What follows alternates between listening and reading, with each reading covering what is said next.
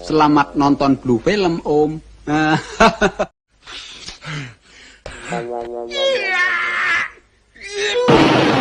Berlatar di Jakarta tahun 1980-an, cerita diawali dengan memperlihatkan seorang pria bernama Indro yang tengah naik taksi sambil makan kacang, namun isinya dibuang, kulitnya dimakan.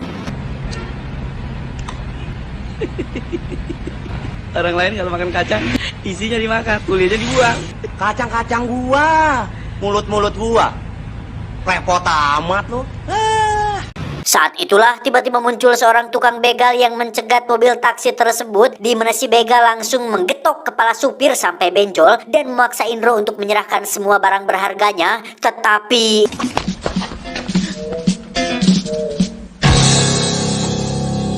Taruh tuh pistol di sini. Atau mau peluru segede-gede pisang Ambon ini gua tanam di perut lo yang gendut? Enggak, Om. Enggak. ya, Indro ternyata adalah seorang anggota kelompok detektif swasta khusus memberantas para bandit, begal, dan tukang culik, di mana si begal justru harus bangsak ketika tangannya diborgol pada mobil taksi tersebut. Potongan gendut kayak lo mesti belajar lari biar badan kurus. Bos, saya nggak akan jadi paling lagi, Bos. Selanjutnya kita akan dibawa ke sebuah toko sepatu yang di situ kembali terjadi kejahatan ketika si pemilik toko ditodong oleh seorang bandit. Namun beruntung ada polisi lain yang merupakan rekan Indro bernama Dorman muncul untuk menolong engko-engko tersebut. Oke, Pak. borgol dia punya tangan. Kagak berani, Pak.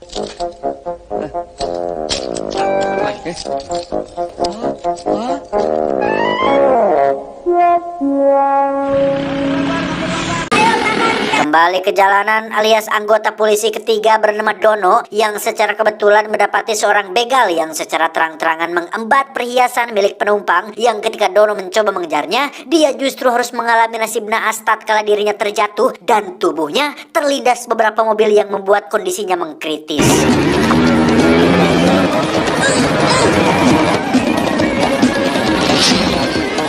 Perkenalkan, dia bernama Kasino, pimpinan kelompok detektif yang cukup terkejut dengan apa yang dialami oleh Dono. Padahal Dono diketahui adalah satu-satunya detektif yang tahu banyak tentang seluk-beluk para penjahat, termasuk titik-titik lokasi kejahatan di Jakarta. Bisa dibilang merupakan sosok penting lah yang menjadi ujung tombak kelompok ini, sehingga Dorman yang selalu menenteng korek api di mulutnya pun meminta profesor untuk menyelamatkan Dono entah bagaimanapun caranya. Sana, di mana? Di Amerika. Amerika, Amerika mana?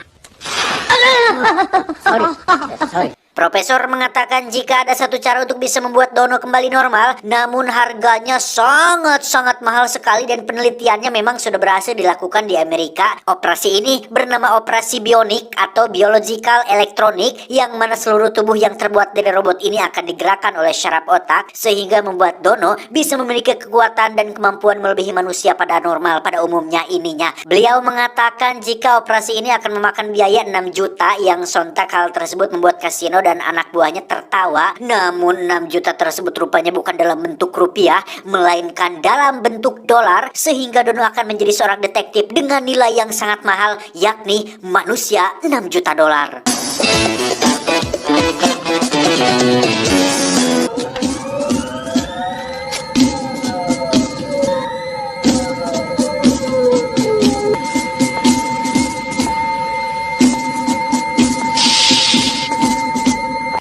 Apa nggak salah ya? Masa jarinya madep ke dalam? Dokter, melinguk. Apa? Kakinya kualik. Kok jalannya ngalor ngidul?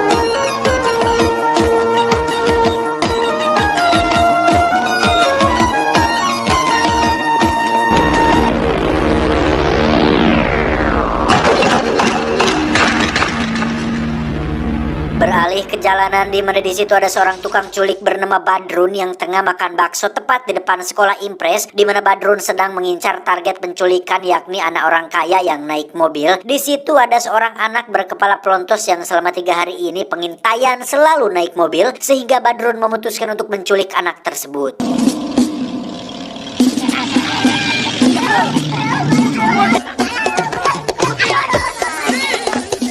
Perkenalkan, beliau adalah Raja Culik yang sudah puluhan tahun melakukan penculikan, di mana beliau dan seluruh anak buah pun benar-benar dibuat geleng kepala ketika melihat si tuyul atau anak yang diculik tadi makan dengan begitu rewognya. Rewog itu apa ya namanya, bekian, aduh lain bekian, makan banyak lah, sampai-sampai menghabiskan stok beras di markas mereka, sehingga Badrun disuruh untuk segera menghubungi kedua orang tuanya agar secepatnya menebus anak tersebut. Enak Om. 3 hari saya selidikin tuh anak. Saban hari dia naik mobil Mercy sama temennya. Mercy yang mana? Di kota juga namanya Mercy. Mercy Tiger bos, yang lampunya kayak Mas Koki. Masih sesali apa?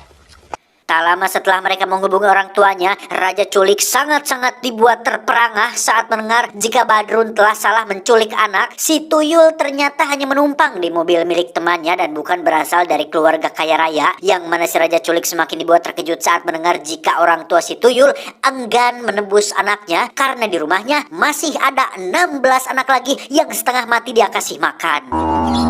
Bedain anak gembel sama anak cukong aja lu gak pecus. Gimana? Lu ngaku pengen menculik anak lu ah? Ada 16 anak lain yang setengah mati dia kasih makannya. Malahan dia bilang kirim salam. Kalau perlu 5 lagi yang begituan, di rumahnya masih ada 15 lagi bos. Beralih ke kantor detektif, Kasino akhir-akhir ini sering mendapat laporan dari masyarakat tentang maraknya peredaran buku dan video porno, di mana Indro dan Dorman diperintahkan untuk terjun ke lapangan dan selidiki tentang kebenarannya. Sementara Dono tetap disuruh diam di kantor karena sebagai polisi berbudget 6 juta dolar, Dono tidak harus mengurusi urusan cepek nope seperti ini.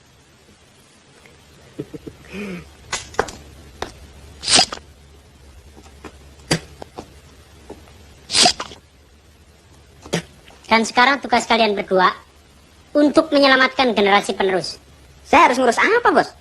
Kau tunggu saja nanti urusan yang lebih besar. Masa $6 million men ngurusin soal cepet nope? Tekor dong. Tanpa buang waktu, Dorman langsung pergi ke jalanan dan membeli buku yang katanya buku porno dari seorang oknum penjual buku. Sementara Indro akan mengurusi video porno dari seorang penjual kaset jalanan yang ada di pinggir kota. Nah, lu hitung sendirilah. Enggak hot, kepala lu gua copotin, tahu? 30.000 om. Mahal banget. Soalnya bintangnya bintang spesial nih om. Yang ini yang main siapa? Masa tanpa nggak punya dosa begitu? Mau main blue film? Apaan nih? Tiba di kantor, Indro dan Dorman yang sudah percaya diri pun rupanya telah kena tipu saat buku tersebut hanyalah berisi halaman-halaman kosong, dan yang lebih parah lagi, bungkus kaset yang dibeli Indro ternyata cuman berisi obat nyamuk bakar.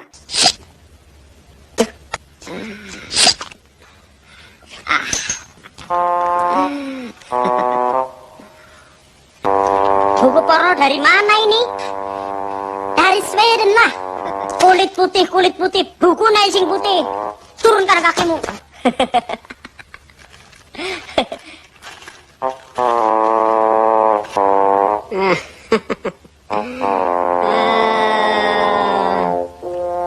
Kembali ke Raja Culik yang sedang memerintahkan anak buahnya untuk cari target baru yang lebih worth it dan lebih masuk akal, di mana Sani memiliki ide brilian untuk menculik seorang penyanyi terkenal bernama Rita, aduhai merdu banget, yang diketahui akan manggung di stadion, sehingga apabila mereka menculik Rita tentu pihak penitia akan ketar-ketir dan berani membayar berapapun supaya konser Rita tetap berjalan.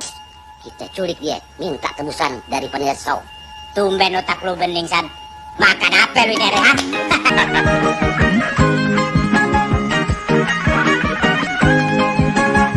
Banyak-banyak anak penjagi, cuma satu yang ada di dalam tansi. Banyak-banyak anak berjati, cuma satu yang ada di dalam hati. Saat Saat Rita akan pulang latihan itulah muncul si robot alias anak buah Raja Culik yang paling kuat dan memiliki gigi tajam terbuat dari material baja, di mana Rita berhasil diculik sementara supirnya dibuat ngacleng sampai nyangsang di atas pohon.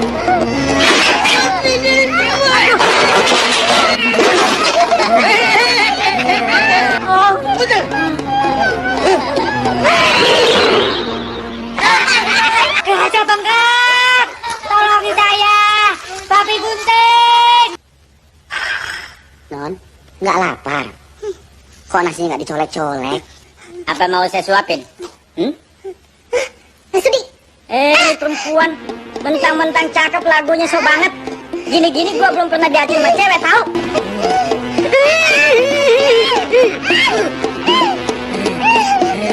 Badrun dan kawan-kawan pun mengirimkan pesan secara manual kepada pihak panitia untuk secepatnya menyiapkan uang tebusan sebesar 25 juta rupiah, yang mana si bapak panitia ini pun justru lebih memilih melaporkan kejadian ini kepada kelompok detektif ketimbang kepolisian supaya kasusnya cepat ditangani dan Rita bisa tampil di konser nanti.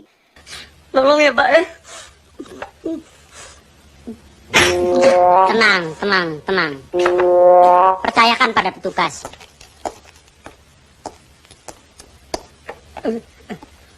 Dono, Indro, dan Dorman pun diutus ke sebuah klub malam yang disinyalir menjadi lokasi tempat para penjahat berkumpul, yang mana Indro memilih untuk pergi ke belakang berharap ada suatu petunjuk yang bisa ditemukan.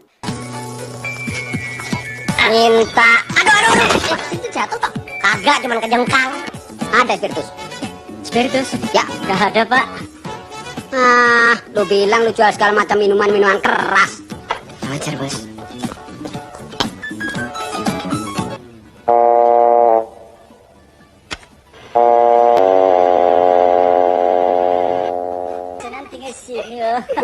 Halo. Ngapain lo? Kok ada di sini? Lagi ngadal hopeng.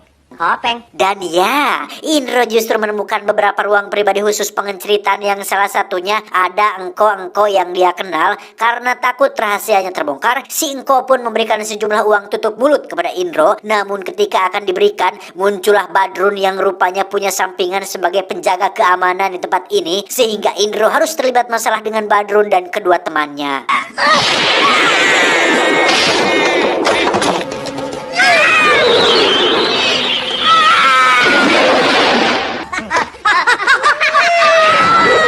Setelah Indro dan Dorman dibuat babak belur oleh si robot, kini saatnya Dono yang beraksi, di mana Badrun memilih untuk maju duluan, yang justru harus membuatnya ikut tercebur bersama si Indro.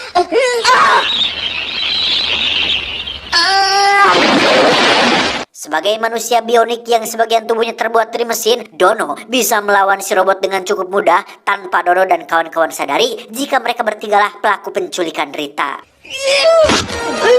Kurang lu main spiritus, aduh, kurang lu, sakit nih gue, aduh.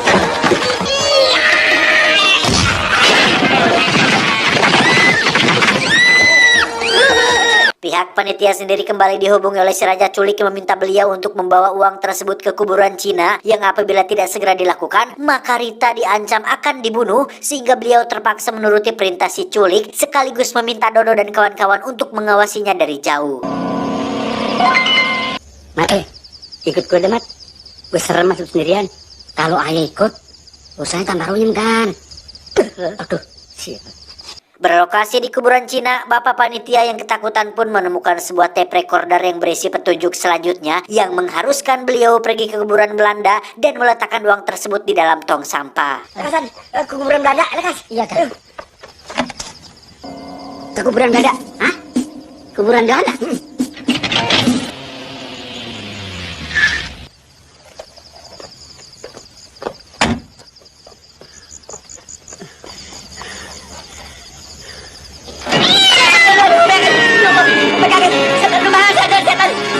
Setelah uang tebusan berhasil didapatkan, Badrun CS pun segera kabur menggunakan mobil. Dono sempat mengejar mereka tapi harus gagal tatkala disemprot menggunakan Yamato.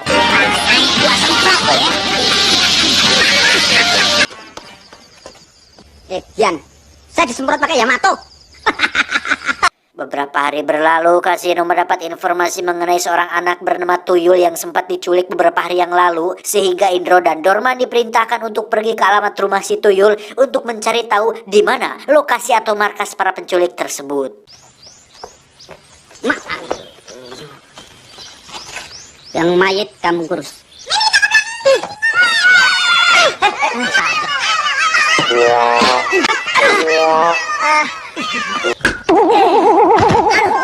Yul, lu mau jadi James Bond nggak? Tapi ngomong-ngomong diabar nggak Om? Apa itu diabar? Dibayar. Lu yang ngajarin si Iwan ngejitak kepala si Koko ya? Bikinnya aja bisa, ngedidiknya nggak betul. Setelah si Tuyul bersedia membantu, Dono dan kawan-kawan pun segera pergi ke lokasi markas para penculik yang di situ si Raja Culik langsung menutup jalan masuk menggunakan pintu baja sehingga dirinya dan si robot bisa kabur duluan membawa uangnya, sementara Badrun dan Sani tetap di sini untuk menjaga Rita dan menghadang Dono dan kawan-kawannya.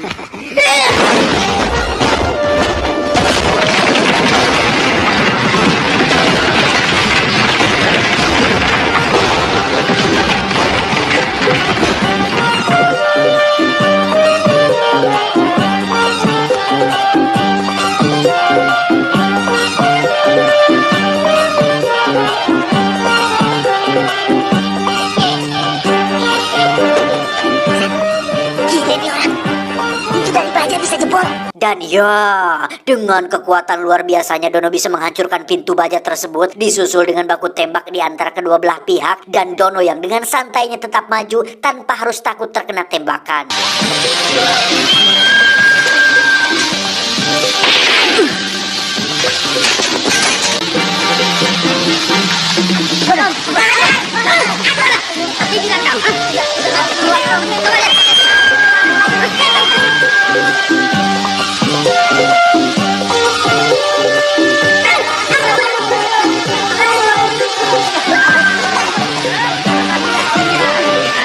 Dulu golok saya Om lipet-lipet, sekarang senapan aja Om kepang-kepang. Ampun Om, ampun. Lanjut Om. Aduh.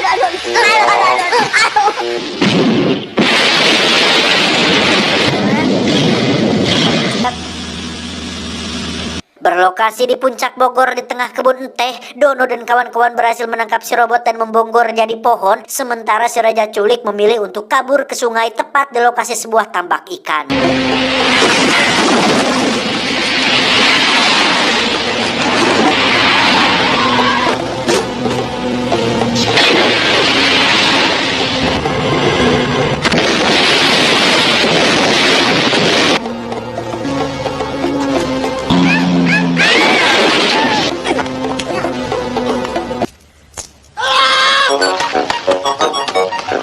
Dengan kedua kakinya, Dono berhasil menggoyang-goyangkan tambak ikan sehingga si Raja Culik berhasil ditangkap.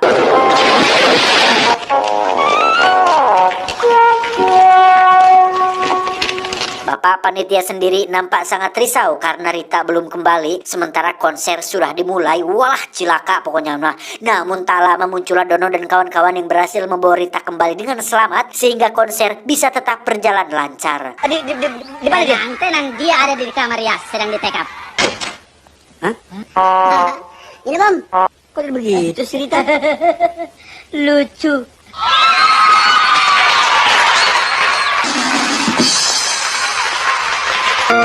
Malam minggu di Betawi, semua warga begadang, pada nonton, pada joget, semua pulang sempoyongan. Taman Ria arena joget, musik dangdut jadi hiburan. Kalau hati lagi kegaet, anak ini gak masuk hitungan. Bapak panitia sempat menawarkan sejumlah uang atas jasa mereka yang berhasil menyelamatkan Rita, tetapi Kasino menolak uang tersebut dan justru menyarankan uangnya diberikan atau disumbangkan kepada orang tua si Tuyul yang memiliki 16 anak agar supaya mereka memiliki kehidupan yang lebih baik dan bisa mengenyam pendidikan yang lebih layak. Pokoknya oke deh bos, TU bos. Saudara si Tuyul, turunan si Tuyul yang mana pun yang mau sekolah tahun ini sekolah deh. Iya. Saya ngurusin semuanya bos. Nah gitu dong bos, itu baru manusia namanya. Sok tahu lo. joget di mana? Taman Ria, Om. Bukan main, Om.